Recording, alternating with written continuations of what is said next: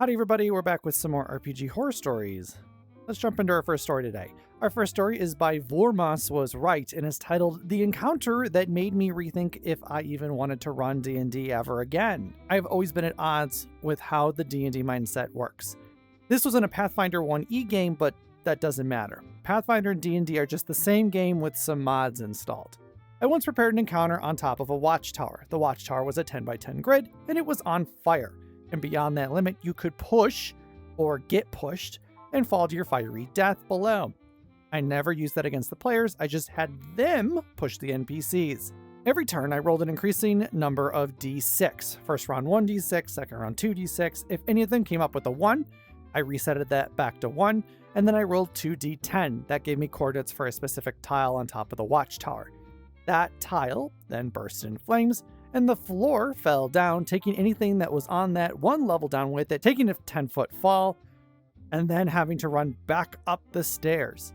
I thought it was exciting, unpredictable, and fun. In the end, the PCs didn't suffer a loss, though they took some damage, and the bad gal on that scenario fell down to her fiery death, pushed by the dwarf. Then the party had to take a daring escape, which they all succeeded. Absolute cinema. Climactic, tense, high stakes. The party later told me never to run something like that again because it made some of their build's abilities less effective, flanking and some stuff like that.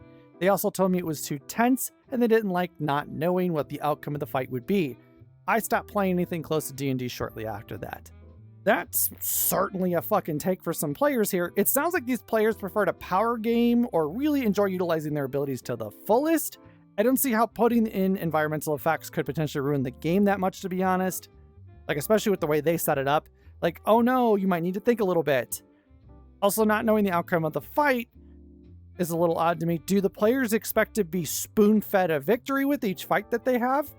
Part of the fun, for me at least, is the story that occurs. That could be good with the party winning the battle ultimately. It could be bad with a party member potentially dying. It could be somewhere in the middle where they succeed but take some damage. Not that I aim to kill PCs or anything, but not knowing and the intensity and drama that brings from that back and forth of not knowing what's going to happen can be a ton of fun. I can understand not liking certain mechanics, but that conversation should really be, hey, DM, I didn't like the way the fire mechanic was done or something like that. Maybe change that or alter it slightly. Or I didn't like the mechanics that this NPC had that you homebrewed. I thought they were too strong or something. Not, don't ever run this again. Hopefully OP has found some better players that aren't going to knock them trying out new things and knock them for not spoon feeding them a fucking victory. And also hopefully they get to go back and play something that's D&D or D&D adjacent, Pathfinder, D&D, whatever.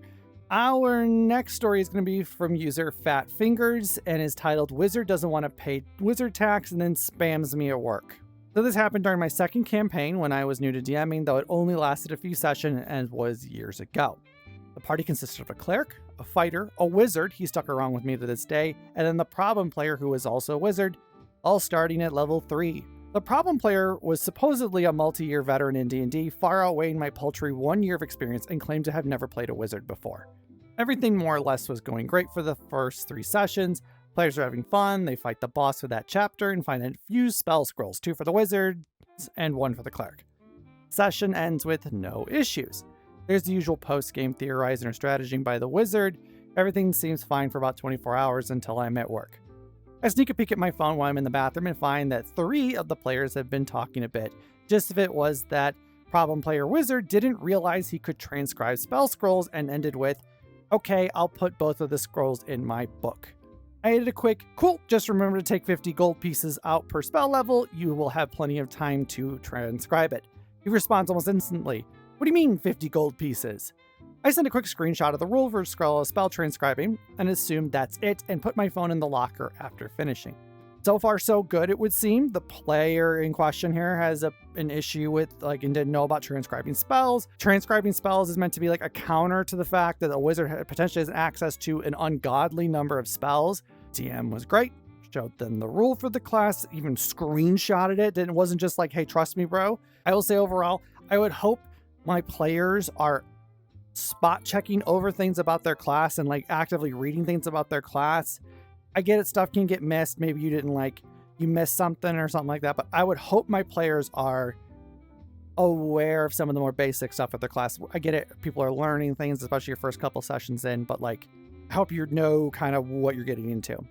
Everything seems fine as I go back to work up until 10 minutes later, my supervisor asks if I can check my phone because someone is blowing it up.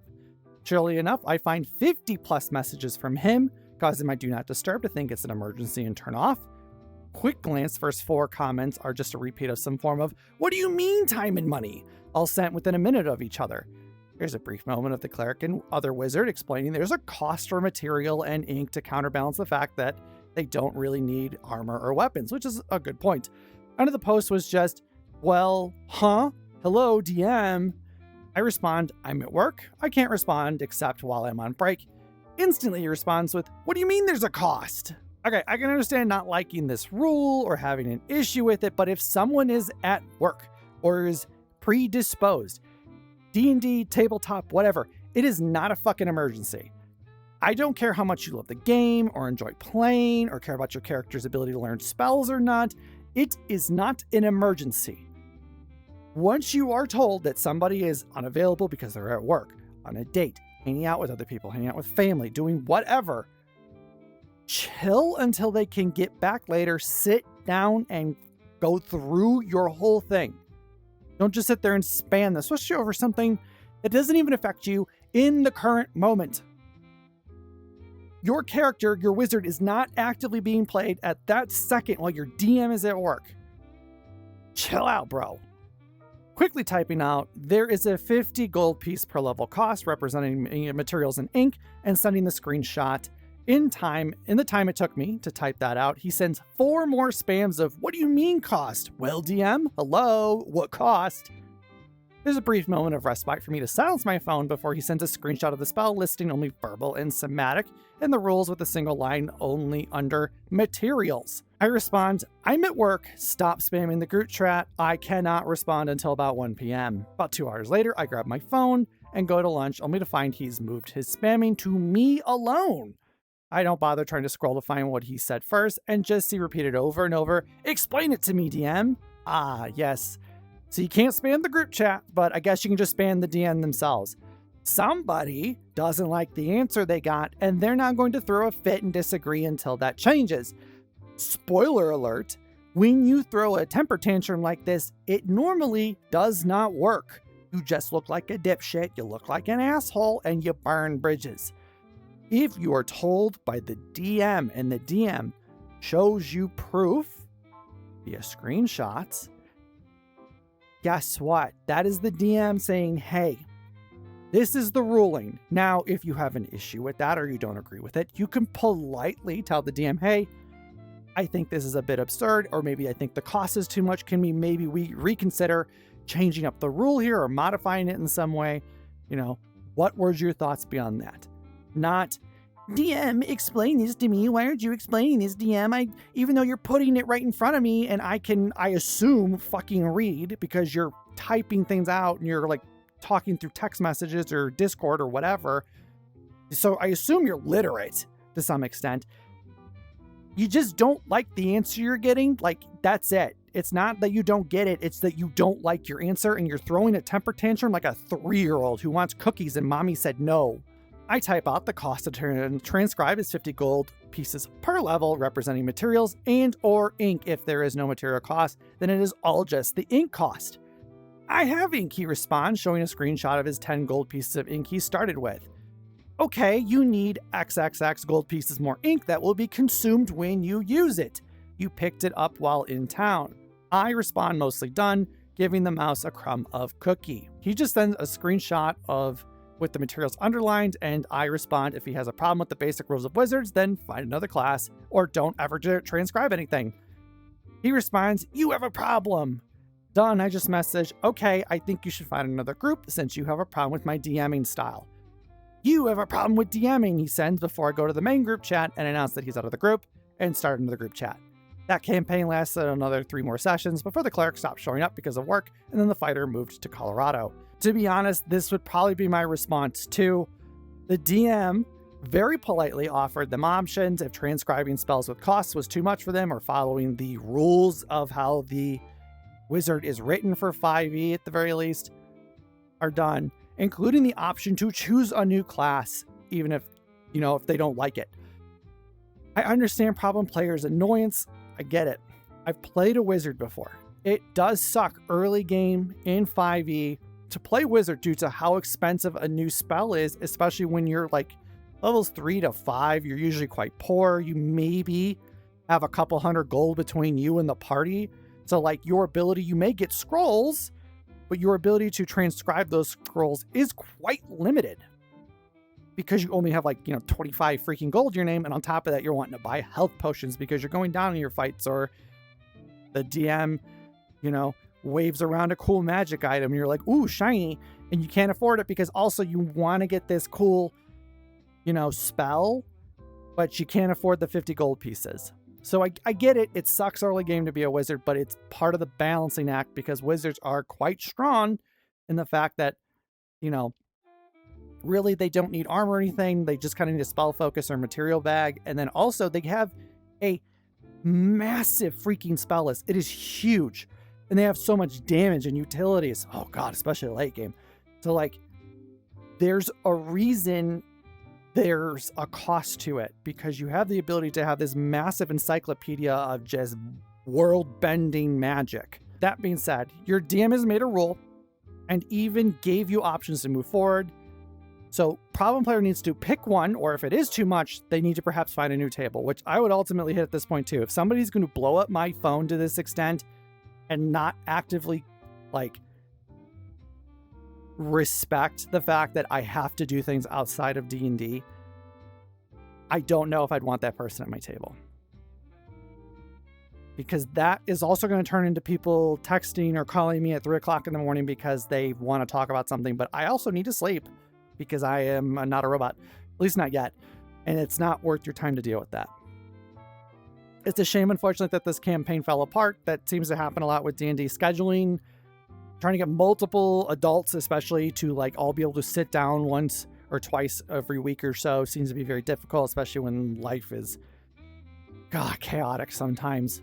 So it's a shame, but good on OP for standing their ground against someone who was being a stick in the mud and was throwing a temper tantrum trying to get their way.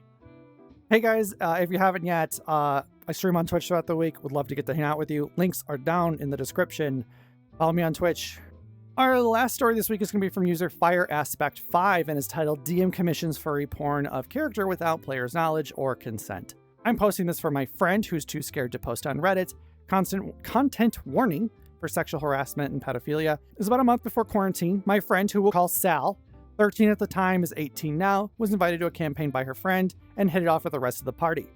Then they met the dungeon master, who we'll call Brad, early to mid-20s, because that's his actual fucking name.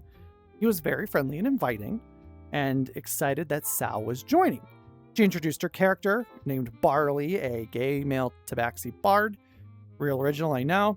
After the first couple sessions, Sal started to get more comfortable and more in character, including being generally flirty. We're off to a interesting start here.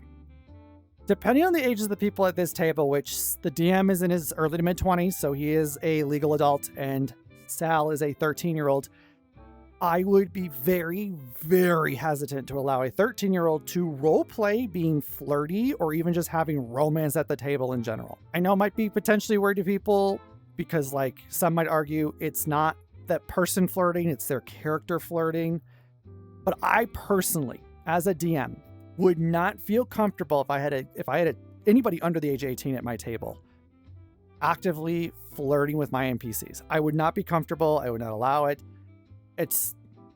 We're in weird territory. I would not feel comfortable. I would be personally, if I was running a table with sub 18-year-olds, I would be like, hey, we're not doing romance. There's no sex. Like, there's a number of topics we are not broaching. We're going to do something a little bit more wholesome. You'll still get to go and fight the goblins and maybe kill the goblins and all that. Like, no problems there. But we are not going to do anything sexual. I do not want to hear any flirting. I don't want no romance. I don't want anything like that. No. I would not touch that with a 50-foot pole. The other thing we don't know yet is we don't know Barley's age in game as well. So we know OPs, but we don't know Barley. So we don't know if Barley is like a self-insert where Barley is the age of our player here, which some people do. Some people like to pick somebody that's around their age that's more like them. Some people pick something that's like obviously way out of wheelhouse, like they're in their early 20s and they're playing like an 85-year-old grand, you know, mage guy who's very ancient and talks like this, and you know his bones are brittle, you know. And some people do pick stuff that's around their age. You know, if they're 25, they pick a 25-year-old. You know, I would not be shocked if a 13-year-old was like in this edgy, like the 13-year-old rogue, and his village was burned down and now he's out for revenge and whatever. We don't know Barley's age. That being said, even if Barley is an adult in game, I would still not be comfortable in the slightest with having that character, even if that character is an adult, that 13-year-old player flirting, broaching any topics that closes in on the sexual or romantic, whatever. I would be, no. Just, no. I'd hardline immediately. Not for me. Everything went online once COVID hit. At that point, the party moved to Discord and made Hero Forge models. This was Brad's first seeing Barley. After that, Brad got more overtly sexual in interactions with Barley, especially with female characters, pushing them onto him despite him being openly gay. At one point, Barley was separated from the party, and Brad had him wander into a brothel where Brad pressured Sal to have Barley have sex with female prostitutes. Sal got uncomfortable and left.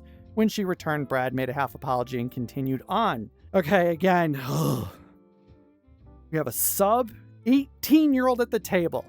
If I am DMing, we are, again, not touching anything sexual. There's no brothels, there's no prostitutes, there's no damsels that are slutty for some reason, or princes. What's the opposite of a damsel? A dam's him, whatever. I don't know what the fuck it would be. Duke? Yeah, dame and duke. So duke, there'd be no slutty dukes. No slutty kings or princes. Just hit my fucking wall. You know, no slutty bartenders or male or female barmaids, whatever. None of that. I take great issue here with this DM in this situation pressuring a player to have their character engage in anything remotely sexual. And even just pressuring them in general. Like, when you're a DM, you're in a position of power. You need to recognize that you're in a position of power. So sometimes you do need to make sure you're interacting properly, especially with somebody who might be underage or is potentially, how do I word this, open to being like vulnerable to you in that position of power because you have that like authority over them in some way, shape, or form. So you need to be careful how you act, especially if you have sub 18 people at the fucking table. And then just like kind of broaching back to where we are here. Okay, let's not talk about the fact that there's a sub 18-year-old at the table. Minor. Better word is actually fucking minor. Let's just talk about the fact we don't have a minor at the table. If you did not broach during session 0, pre-planning the campaign, whatever, the topic of allowing sex at the table, you should not just broach it. Now, if you're, again, we're gonna keep under the guise here. There's no minor at the table. Okay, Sal is gone. Okay, they've disappeared. They went home. They're not in this campaign. We're just gonna imagine for a second here. Okay, if you have all adults at the table and did not broach the topic of sexual stuff at all, and you as a DM or player want to maybe open that up as a possibility to your tables, I highly recommend you either pause and have a conversation, or you bring it up like, hey, I think my character would want to, like, you know, my character's lived a hard life. They're very open and, you know, free form and living or whatever. Like, I think they would want to visit a brothel. What is the party's thoughts on that being allowed to happen, and to what extent? Like, don't be afraid to have those conversations. Like, what topics, even if it's not just sex, say it's drugs, or, you know, hey, as the DM, I want to make this darker. I would like to maybe make worse things happen, like maybe children get slaughtered in a village or something, or, you know, a genocide's happening somewhere. Like, are we okay to broach these topics? Doesn't hurt just to have like a quick, you know, hey, this is something I'm thinking about doing. What are your thoughts? Can I include this? And you get yeses or nos if there's issues. That way, when it does come up, people aren't suddenly taken and aghast that they, you know, I wasn't expecting kids to get murdered at this table. Like, it's that way everybody's comfortable. Nobody's now got like a chip on their shoulder or an issue because the DM's just dragging things in or another player's pulling things in that they didn't want. Talk stuff out. Now, wrapping this back into where we were, because I went off on a tangent there. This type of behavior from the DM, the pressuring a minor especially to engage in just sex acts with their character, is disgusting, is very predatory to me.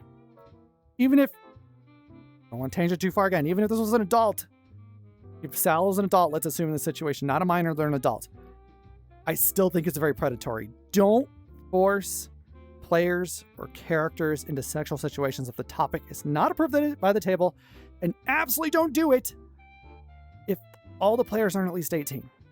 This DM is fucking creepy. I'm just, to be blunt, to be out there, to be just flat, this DM is a fucking creep. And why did the other players at the table,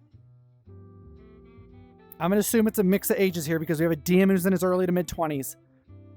Why did nobody else at the table say something when the DM was pressuring the 13-year-old to make their character, who we don't know the age of, actively engage in like sexual themes? Why did nobody say anything? That the table should have been like, whoa, Brad, what the fuck?